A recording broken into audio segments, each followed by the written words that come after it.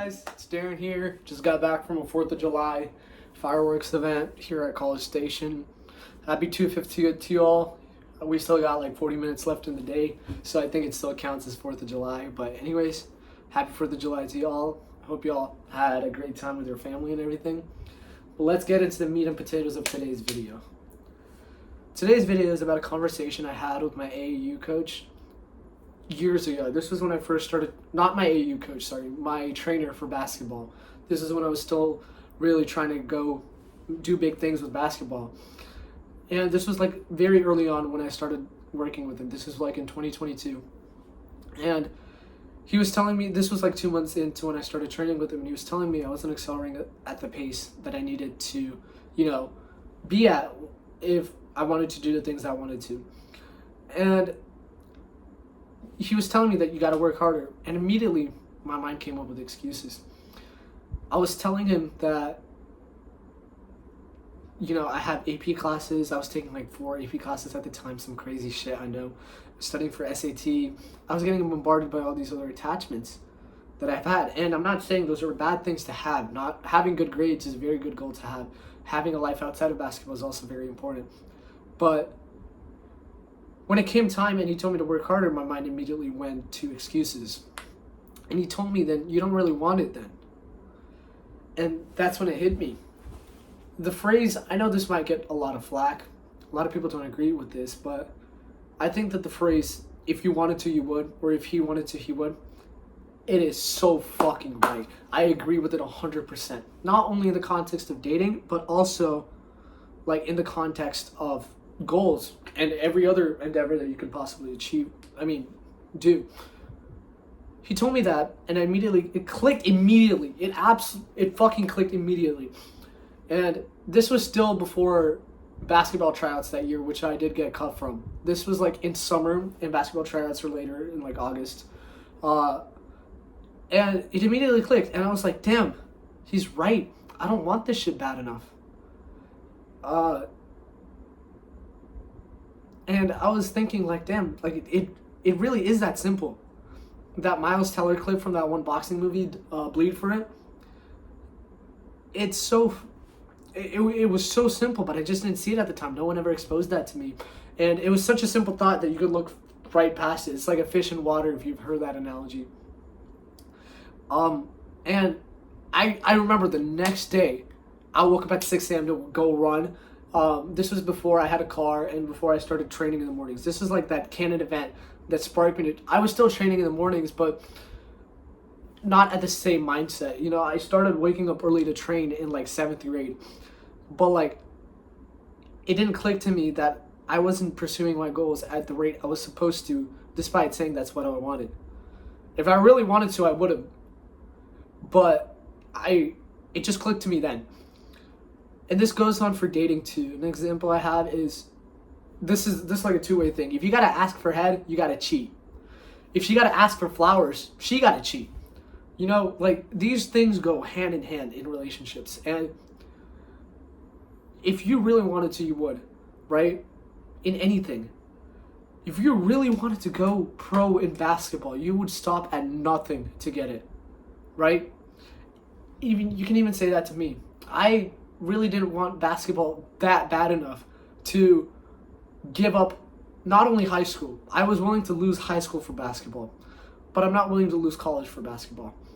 That's why I've decided to go in something more that suits my skill set, which is cricket. I have people that know cricket. I've been playing cricket, and it suits me a bit better. And it's not wrong to change goals. It's wrong to be a chud. But what I'm trying to say is that, let's say my one goal was basketball. I wanted to play basketball more than I wanted to breathe. And I would stop at nothing to play basketball then. Look at Vozinha, the Cape Verde goalkeeper. He had every reason to quit, except his own. He could not see a life without football for him. And he could not see a life that away from the sport that he loves so much. That's why his World Cup debut came 20 years later than what it's supposed to have been for him. And that's what I want you guys to take away from this video. If you want to, you really would. Take that. Live by that. Because if you really want a goal, if you really want that girl, you would do nothing to stop for her, right? I'm not saying it's justified, but I'm saying it's the bare minimum. I sound like a feminist TikToker. But anyways, if you really have a goal and you're not working as hard as you want towards it, do you really want it then? Because at what point does a goal differ from a need? I feel like if you really want a goal, it shouldn't even be a want. It should be a need. I need this to happen. I need this, not a want. You can't. A want is something you can live without. A need is something you need. Need is food, water, shelter. That's how shit should be to you. I remember, I'm in the mission of trying to improve my GPA in college because my first semester with my broken hand and shit, fucking miserable. Anyways, I'm on a mission right now to improve my college GPA, and that's my goal. I am willing to do what it takes.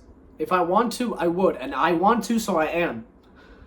I stayed up like 3 nights in a row studying for my physics exam. Keep in mind, I've been going to all the lectures. I was not just cramming before the exam. I was doing practice problem after practice problem. I have the fucking notebooks. Look, I filled out. I almost filled out this notebook, this brand new notebook with just physics problems.